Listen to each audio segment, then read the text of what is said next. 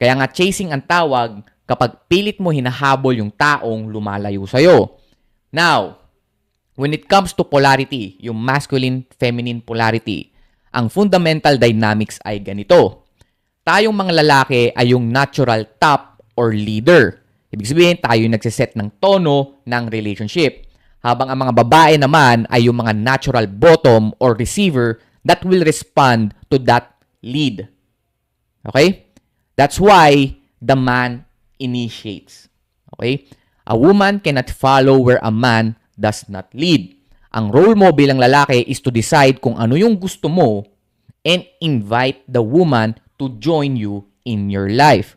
Kaya lagi kong sinasabi sa inyo, iimbitahin nyo lang. Okay? Imbitahin nyo lang yung babae sa mundo nyo.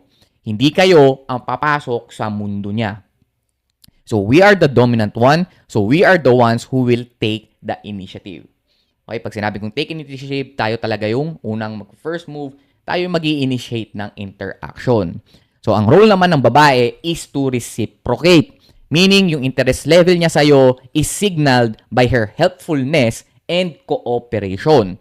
So, ginagawa niyang madali sa lalaki na i-lead siya. Yun yung tinatawag nating being submissive. Kung hindi siya nag-reciprocate o tumutulong na i-move yung interaction nyo forward, clear sign ito na meron siyang low interest sa'yo. Kapag nag-add siya ng friction sa interaction, for example, pahirapan mag-set ng schedule sa kanya. Ang hirap niyang kausapin. Hindi siya tumutulong na buhayin yung conversations nyo. Ikaw lang ng ikaw ang nag-i-invest ng time, energy, at money. Kumbaga, walang signal of reciprocation